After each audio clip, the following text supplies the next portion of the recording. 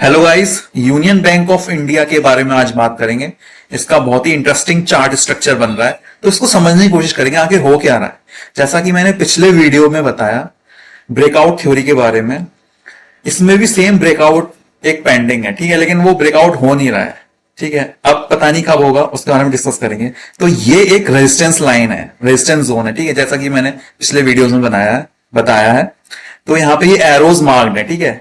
इन arrows का मतलब क्या है, ठीक है, यहाँ पे एरोज का मतलब ये यहाँ पे सप्लाई प्रीडोमिनेट है, ठीक है, यहाँ पे सेलर्स एग्रेसिव है। जब भी यहाँ पे प्राइस आता है सेलर्स यहाँ पे सेल कर देते हैं, ठीक है, क्योंकि यहाँ पे बायर्स इतना फोर्स नहीं लगा पाते कि ये प्राइस कट करके ऊपर जाए, ठीक है।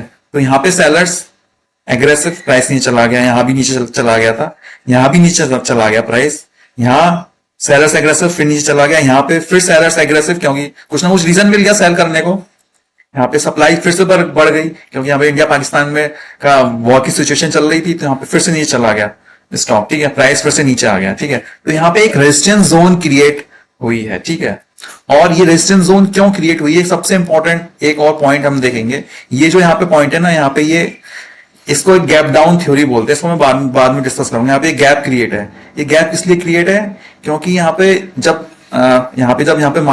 इसका प्राइस यहाँ पे जब क्लोज हुआ था इस कैंडल में किसी भी दिन, उसके बाद प्राइस गैप डाउन एंट्री हुई थी 8-9% की, उसके बाद से प्राइस एकदम नीचे चला गया। कुछ ना कुछ मतलब अर्निंग्स में डाउनग्रेड हुआ होगा या फिर रिजल्ट आया होगा बेकार यूनियन बैंक का। उसके बाद नेक्स्ट डे क्या बोलता है, 6-7% नीचे खुला होगा प्राइस, उसके बाद से एकदम नीचे चला गया। तो ये एक सीलिंग का काम करिए, ये इसी वाले पॉइंट से सबसे इंपॉर्टेंट यही आपको समझना है। इसी पॉइंट से अब रेजिस्टेंस क्रिएट हो गया, क्योंकि यहां पे कुछ अर्निंग्स में डाउनग्रेड आया है, ठीक है, कुछ फंडामेंटल्स इसके खराब हुए हैं, तभी ये इस लेवल से दोबारा से मतलब इसको कट करके ऊपर नहीं जा पा रहा है। इसका मतलब कुछ ना कुछ यहाँ पे एक लंबा कंसोलिडेट होगा, प्राइस कंसोलिडेट करेगा, कुछ यहाँ पे अर्निंग्स के फिर से ट्रिगर आएंगे, कुछ अच्छे रिजल्ट्स आएंगे, कंपनी की बैलेंस शीट अच्छी होगी, तब जाके प्राइस कट करके ऊपर जाएगा। तो अपन को यही देखना है। अगर हम हमने परफेक्ट रखे ना, तो अपन लोग बहुत कुछ अच्छा कर सकते हैं यहाँ पे। तो अपन लोग यही देखेंगे, अपन लोग यहाँ पे बाई नहीं करेंगे। यहाँ पे सब लोग बाई कर लेते हैं, भाई यहाँ पे नीचे जा रहा है स्टॉक, यहाँ पे रेजिस्टेंस जोन है, यहाँ पे इतनी बड़ी रेजिस्टेंस जोन है, तो अपन लोग यहाँ पे क्यों बाई करेंगे। एक बार को चलो यहाँ पे भी बाई कर दिया तो समझता है, यहाँ पे बाई किया तो यहाँ पे प्रॉफिट बुक कर लिया, यहाँ पे इतना प्रॉफिट हो गया, लेकिन अपन लोग रेजिस्टेंस पे कभी बाई नहीं करेंगे। या तो रेजिस्टेंस कट करके ऊपर जाए, रेजिस्टेंस एकदम कट करने का वेट करेंगे। तो रेजिस्टेंस कट करके ऊपर जाने का मतलब क्या है, मतलब रेजिस्टेंस को कट करना, ब्रेकआउट को पकड़ना इतना इजी नहीं होता। उससे अच्छा क्या है, ब्रेकआउट आप ना पकड़ें, ब्रेकआउट मतलब एक क्लीन ब्रेकआउट होने तब पकड़ें, मैं तो ये कहूंगा। तो उससे अच्छा क्या है, यही मैं आज आपको एक्सप्लेन करूंगा। उससे सबसे अच्छा इंपॉर्टेंट यही है, आप अपन लोग सपोर्ट जोन पे बाई करें, हमेशा सपोर्ट जोन पे, ठीक है। अब ये रेजिस्टेंस जोन है, ठीक है, और ये क्या है, सपोर्ट जोन। यहाँ पे ये सपोर्ट जोन क्रिएट हो, यहाँ पे मैंने एरो मार्क की है, ठीक है। यहाँ पे बार बार यहाँ पे बार बार डिमांड आ जा रही है, ठीक है। यहाँ पे बायर्स एग्रेसिव है, और बायर्स एग्रेसिव के साथ क्या है, यहाँ पे जो लोज बन रहे हैं, लोज ऊपर की तरफ शिफ्ट हो रहे हैं। इसका मतलब है ये बुलिश साइन है, ये ट्रेंड ऊपर की तरफ कैरी हो रहा है, ठीक है। ये इसका मतलब क्या है, ये ट्रेंड ऊपर की तरफ जा रहा है। तो ये ट्रेंड ऊपर की तरफ जा रहा है, तो ये इस रीजन में आके ये कंसोलिडेट हो गया, ये ऊपर जाने की कोशिश करेगा यहां से ब्रेकआउट देके। तो अब यही स्ट्रक्चर को समझते हैं। यहां से जब ये रेजिस्टेंस पॉइंट है ये वाला, ठीक है, इस पे यहां से सेलिंग आई, तो यहां पे जब सेलिंग आई तो यहीं पे सपोर्ट लिया यूनियन बैंक ने। ये क्या हुआ, ये फ्राइडे को हुआ, देखा, ये फ्राइडे को वॉर चल रहा था, उस टाइम क्या कहते हैं निफ्टी 1% डाउन था, लेकिन तब भी यहाँ पे यूनियन बैंक ने यहाँ पे सपोर्ट ले लिया। उस दिन 6% ऊपर था फ्राइडे को, क्योंकि यहाँ पे सपोर्ट जोन थी, ठीक है, यहाँ पे बायर्स एग्रेसिव थे। तो यहां से कट करके नीचे नहीं गया, यहाँ पे एकदम इतनी ज्यादा बाइंग आ गई। ये देखो, ये इतनी बड़ी कैंडल बनी है, उस दिन फ्राइडे को 7% अप था ये यूनियन बैंक। तो अपन लोग क्या करेंगे, अपन लोग यहाँ पे बाई नहीं करेंगे रैंडमली, यहाँ पे रेजिस्टेंस पे बाई नहीं करेंगे, अपन लोग यहाँ पे बाई करेंगे हमेशा। अपन लोग सपोर्ट पे बाई करेंगे, जहां पे मैंने एरो मार्क की है।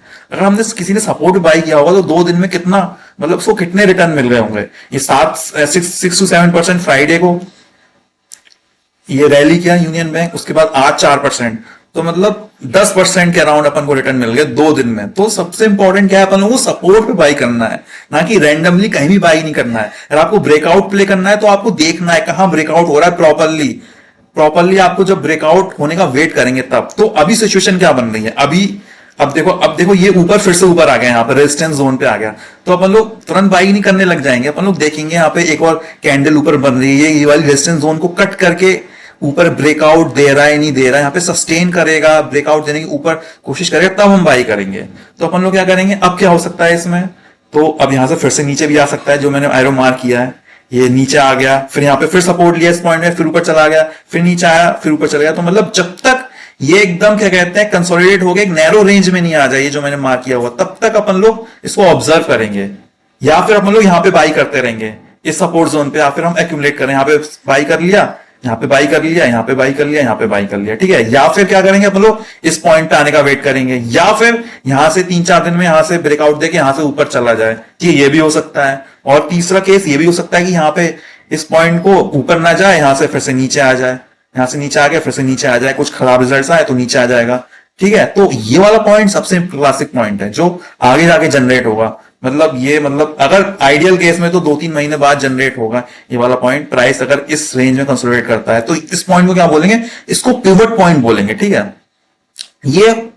ये होना चाहिए, जिसकी पॉसिबिलिटी ज्यादा है, लेकिन ये भी हो सकता है इसकी पॉसिबिलिटी भी ज्यादा है, क्योंकि यूनियन बैंक का रिजल्ट अभी ड्यू है, 2-3 दिन में रिजल्ट आने वाला है, ठीक है। अगर रिजल्ट बहुत अच्छा आता है तो यहां से ब्रेक करके ऊपर जाने की पूरी पूरी पॉसिबिलिटी है, यहां से भी ब्रेक कर सकता है। यहां से ब्रेक क्यों कर सकता है, क्योंकि यहां पे अपन लोग एरो मार गए, यहां पे 2-3 बार ऊपर जाने की कोशिश करिए रिसेंटली, लेकिन प्राइस फिर से यहां पे रेजिस्टेंस लिया due to India Pakistan tension, और प्राइस क्विकली फिर से नीचे गिर गया, और यहां पे फिर से सपोर्ट ले लिया इसी सपोर्ट जोन पे। तो सपोर्ट पे आप देखो, सपोर्ट पे मतलब क्विकली रिकवर कर गया, बाउंस कितना तगड़ा बाउंस आया सपोर्ट पे, 10% की रैली पिछले 2 दिन में। तो अब नेक्स्ट 2 to 3 डेज में क्या, मतलब यहाँ पे अपन लोग वेट करेंगे कि यहाँ पे 2 दिन में कुछ कंसोलिडेशन होगा, 3-4 दिन बाद तो कंसोलिडेशन होता है, अगर फिर से सप्लाई आती है तो फिर से यहाँ पे प्राइस आने का वेट करेंगे, तो यहीं पे फिर से आइडियल केस बन जाएगा यहाँ पे बाई करने का। यहाँ पे फिर से हम इसी जोन पे बाई करते चलेंगे, इसी सपोर्ट जोन पे, तो यहाँ पे फिर से प्राइस पहुंचेगा कॉन्ट्रैक्ट होते हुए। तो यही सबसे इंपॉर्टेंट पिवट पॉइंट है, जहां से प्राइस ब्रेक करके एकदम शूट अप करेगा। तो ये आइडियल केस है, ठीक है। आइडियल केस इज दिस, और 2-3 दिन बाद यहां से ब्रेकआउट भी आ सकता है, अर्निंग्स इसकी शेड्यूल्ड है अगले 2-3 दिन में, तो यहां से अगर ब्रेक करके ऊपर जाता है तो अपन लोग इस यहाँ पे क्लीन ब्रेकआउट पकड़ सकते हैं। क्लीन ब्रेकआउट कैसे पकड़ेंगे, यहाँ पे 1-2-3 बुलिश कैंडल बनती है इस रेजिस्टेंस जोन के ऊपर, तो फिर वेट करेंगे, उसके बाद क्या कहते हैं थोड़ा सा कंसोलिडेट होने देंगे, फिर से प्राइस रिवर्ट करेगा, तो यहां पे अपन लोग बाई करेंगे इन क्लीन ब्रेकआउट, ठीक है। और ये तीसरा केस ही है, यहां से पिवट पॉइंट से ये नीचे भी जा सकता है, उसकी पॉसिबिलिटी मेरे को कम दिखाई दे रही है, लेकिन हो भी सकता है। तो अगर टारगेट की बात करें तो टारगेट अगर इस केस में अगर यहां से तोड़ के ऊपर जाता है और यहां से तोड़ के जाता है तो सेम ही है टारगेट। टारगेट अपन को क्या मिल सकता है, जूम इन करेंगे चार्ट को, प्रीवियस रेजिस्टेंस के तरफ जाएंगे। प्रीवियस रेजिस्टेंस अपना किधर है, ये प्रीवियस रेजिस्टेंस है, लाइफ टाइम हाई नहीं, ये पिछला हाई पिछले साल का, लाइफ टाइम हाई तो बहुत दूर है, पीछे की साइड आएगा। तो ये 170, 167, 170 का टारगेट अपन को मिलेगा नेक्स्ट फ्यू मंथ्स में, अगर 130 को फाइनली यहाँ पे ब्रेकआउट करता है तो ऑन एन एवरेज 40 रुपीज का टारगेट मिलेगा इस यूनियन बैंक में, जो कि मेरे को दिखाई दे रहा है, ठीक है। और ये चार्ट स्ट्रक्चर है जो आप देख रहे हैं। तो ये एक्चुअल में अगर मेनली क्या देखें, मतलब ये मिरर इमेज ही लग रही है अगर देखें तो, मतलब ये जो यहाँ पे स्ट्रक्चर फॉर्म हुआ ये उल्टा स्ट्रक्चर फॉर्म हो रहा है, तो यहाँ से कट करने की पूरी पूरी पॉसिबिलिटी मेरे को नजर आ रही है। तो ये अपन का टारगेट मिल जाएगा 130 से 170। तो ये यूनियन बैंक की कहानी है। और भी अगर आपको